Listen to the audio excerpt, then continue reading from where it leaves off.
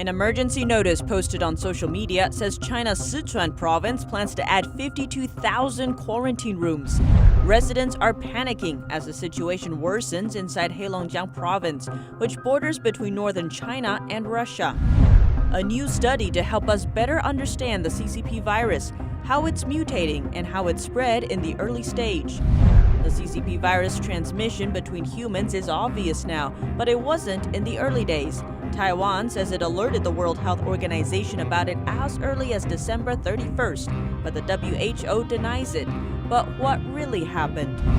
The White House criticized Voice of America on Friday for repeating the Chinese regime's propaganda. A former VOA employee talked with us about the struggle to counter Chinese infiltration. Welcome to China in Focus. I'm Tiffany Meyer. Could there be a second outbreak in China? A document circulating online says one Chinese province plans to convert 52,000 rooms into quarantine spaces.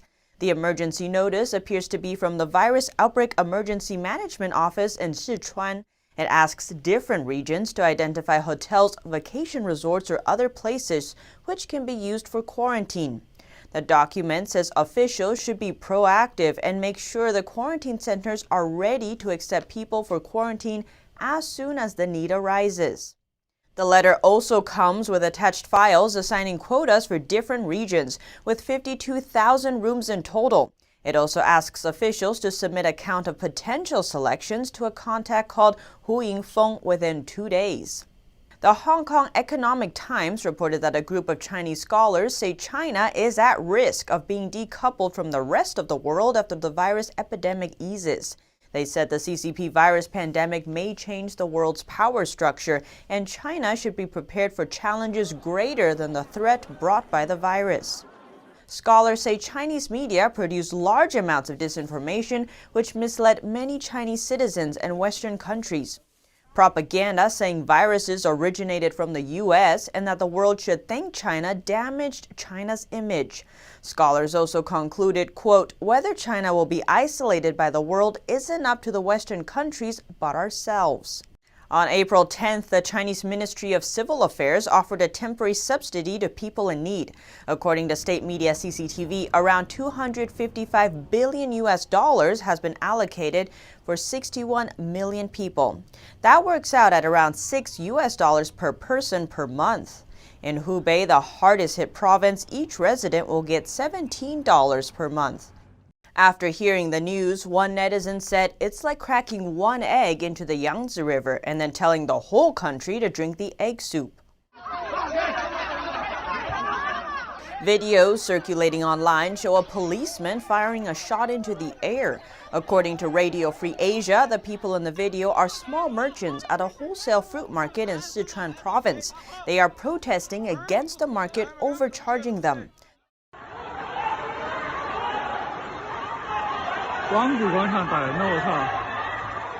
Other similar videos are circulating online, showing business owners all over China demanding financial support from the government.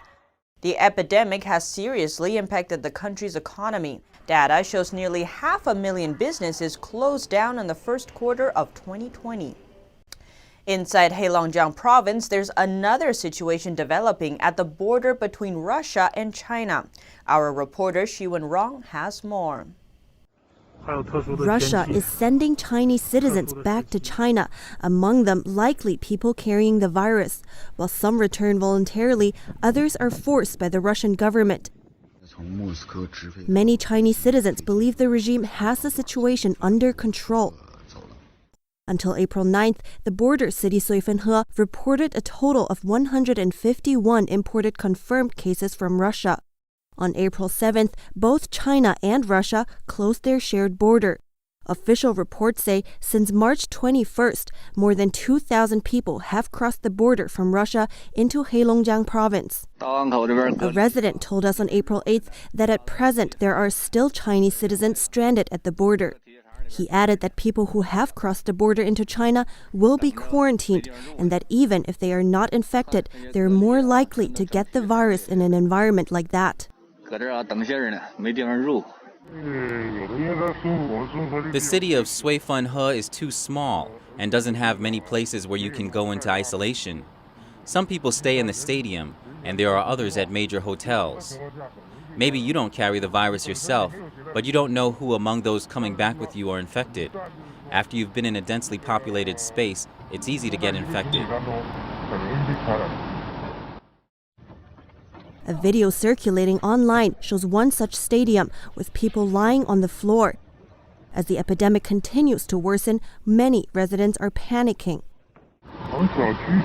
Restricted access. Only one person can be sent out per family to shop every 3 days to buy something. Anyone who goes to work should carry a certificate from the community and their company to let them enter and exit. Now the communities are basically closed and people do not go out. Of course, there is some panic. Chinese state-run media says the border city has been building a makeshift hospital since April 6th, and it is expected to be in operation by April 11th, providing more than 600 beds. Reporting by Shiwen Rong, NTD News. The CCP virus transmission between humans is obvious now, but it wasn't in the early days. Taiwan says it alerted the World Health Organization about it as early as December 31st, but the WHO denies it. But what really happened?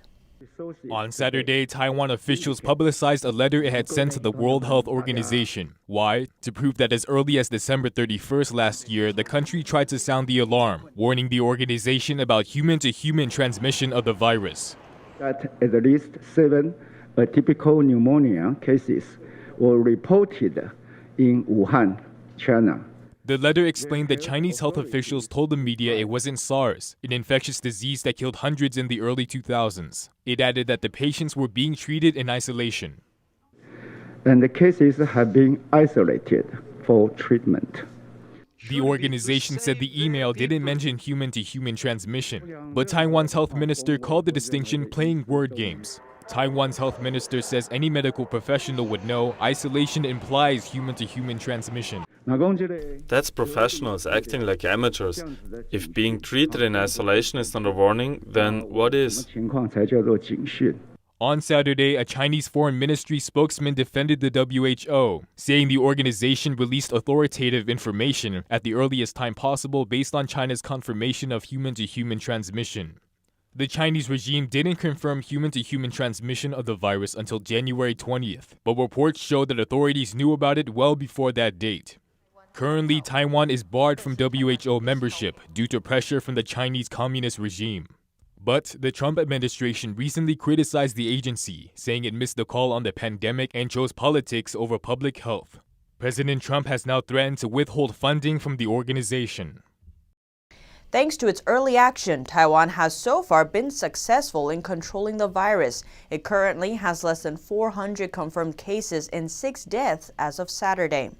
127 European politicians are calling for Taiwan to be admitted to the World Health Organization amid the global pandemic. That's according to a statement by the country's Ministry of Foreign Affairs on Saturday. 67 members of the European Parliament sent a joint letter to the EU on the 8th, and 60 members from the German Parliament sent a letter to the WHO on the 2nd. All 127 praised the way Taiwan handled the pandemic. Anita Schaefer, member of the Bundestag, wrote she can't understand how Taiwan has been left out, calling it a matter of life and death. Many are wondering about a vaccine. Professor of vaccinology at Oxford University, Sarah Gilbert, told the Times a vaccine could be ready as early as September, and she's 80% confident it will work. Experts say vaccines typically take years to develop, many estimating one for the coronavirus will take at least 12 to 18 months.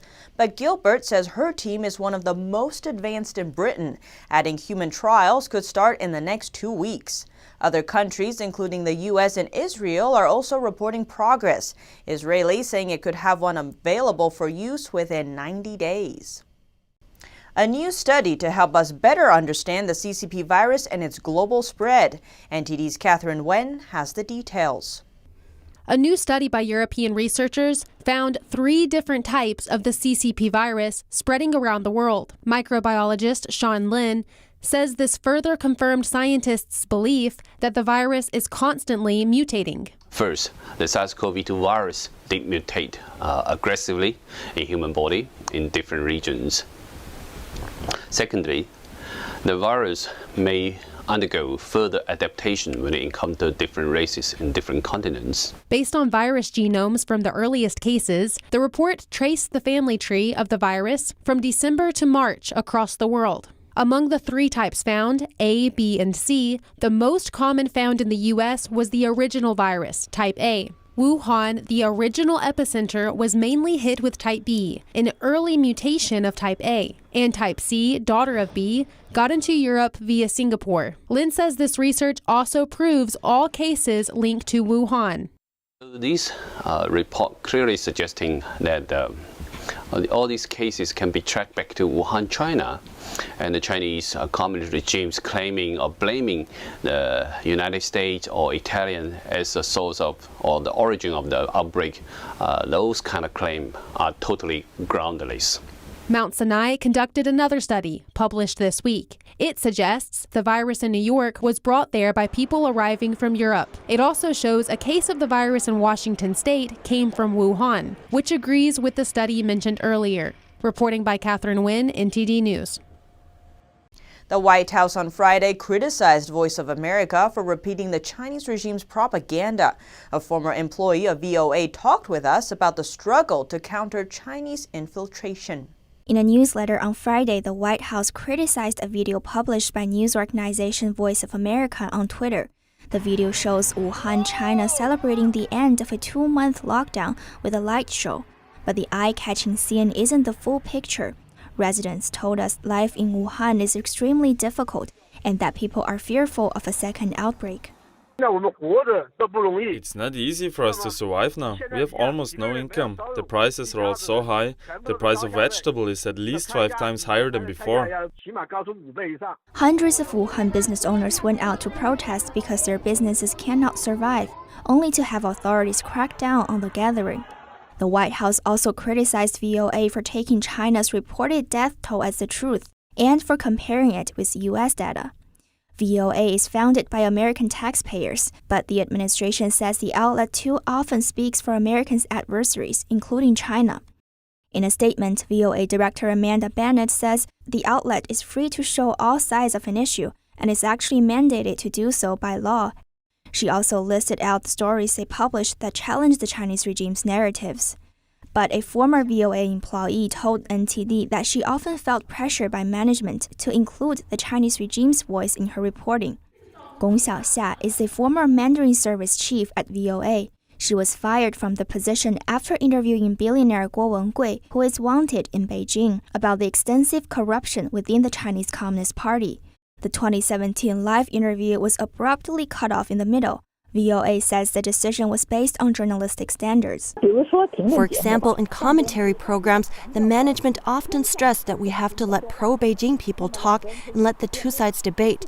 This is not how you do things. Doesn't the Chinese government already have plenty of places to speak? Why should you give them more of your space to speak?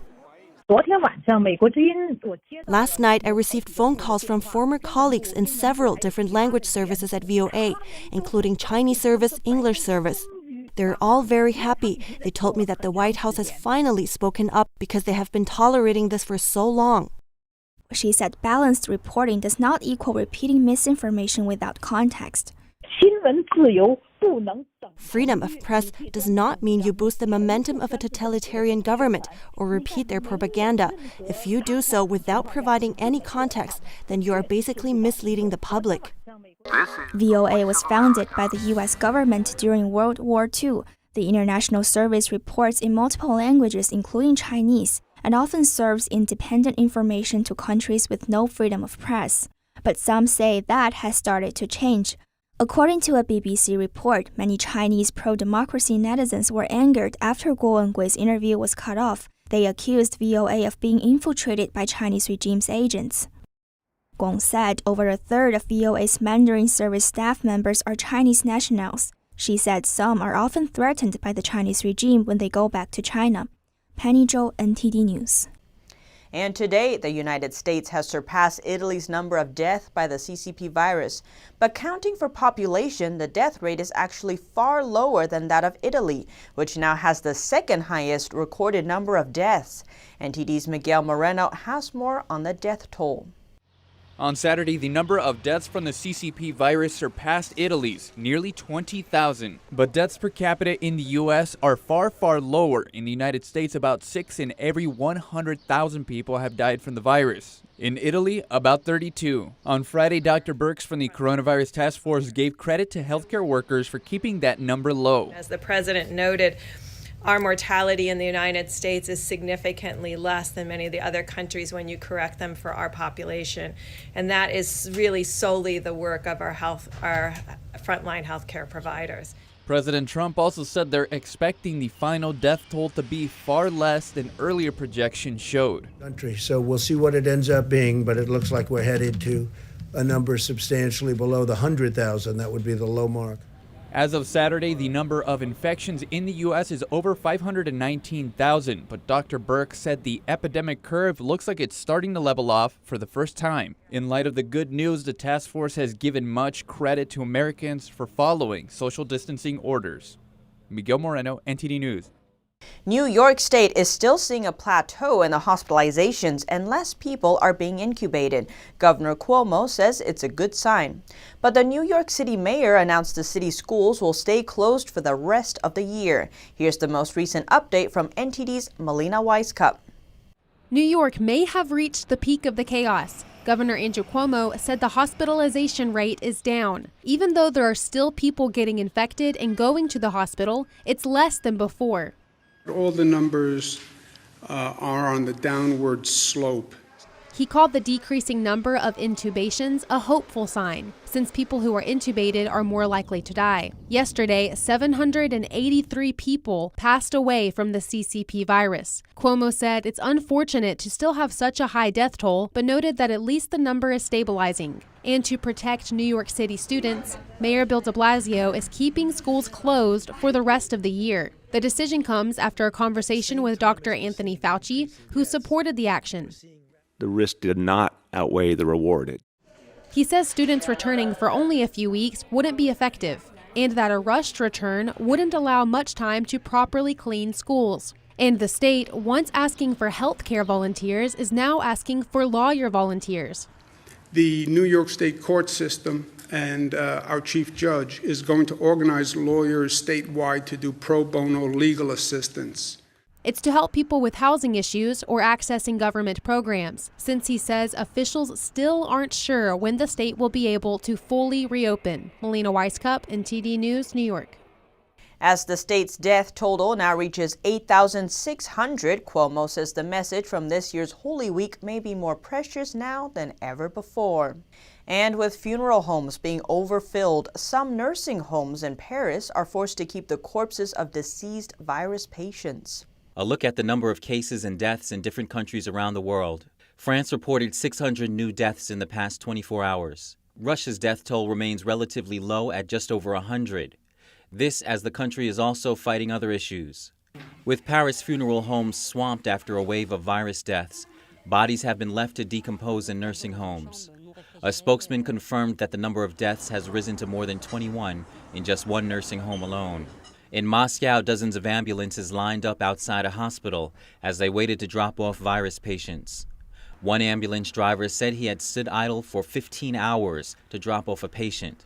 And in order to prevent such a scenario, a city in eastern Russia is now using jet engines to spray disinfectant onto the streets.